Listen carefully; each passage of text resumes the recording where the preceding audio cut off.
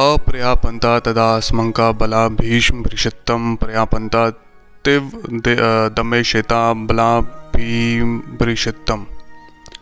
जय श्री कृष्ण दोस्तों, आप सभी का स्वागत है श्रीमद् भगवद गीता के अध्याय 1 के 10 श्लोक। तो जैसा कि हम लोग बात कर रहे थे कि यहाँ पे दुर्योधन का कन्वर्सेशन चल रहा है द्रोणाचार्य से और वो अपनी टीम से भी बात कर रहा है। तो यहाँ पे दुर्योधन कहता है कि हमारी शक्ति अपरिमेय है और हम सब पितामह द्वारा भली भांति संरक्षित हैं, जबकि पांडवों की शक्ति भीम द्वारा भली भांति संरक्षित होकर भी सीमित है। इसको थोड़ा डिटेल में समझने की कोशिश करते हैं। बेसिकली यहाँ पर जो दुर्योधन है वो कंपेयर कर रहा है अपनी टीम को और सामने जो पांडव की टीम है उससे। यहाँ पर दुर्योधन ने तुलनात्मक शक्ति का अनुमान प्रस्तुत किया है। वह सोचता है कि अत्यंत अनुभवी सेनानायक भीष्म पितामह के द्वारा विशेष रूप से संरक्षित होने के कारण उसकी सशस्त्र सेनाओं की शक्ति अपरिमेय है।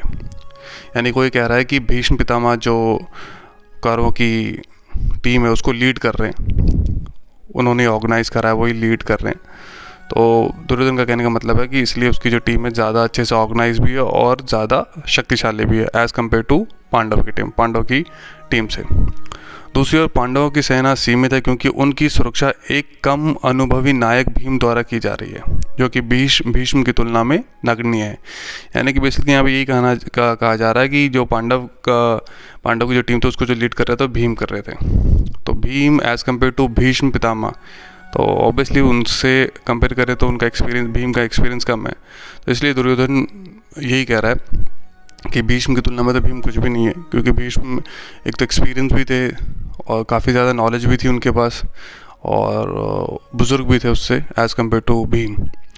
तो दुर्योधन सदैव भीम से ईर्ष्या करता था, यानी कि वो जेलस करता था, क्योंकि वो जानता था कि यदि उसकी मृत्यु कभी हुई तो वह भीम के द्वारा ही होगी। किंतु साथ ही उसे दृढ़ विश्वास था कि भीष्म की उसकी विजय निश्चित है, क्योंकि भीष्म कहीं अधिक उत्कृष्ट सेनापति है, वह युद्ध में विजयी होगा, ये उसका दृढ़ निश्चय था।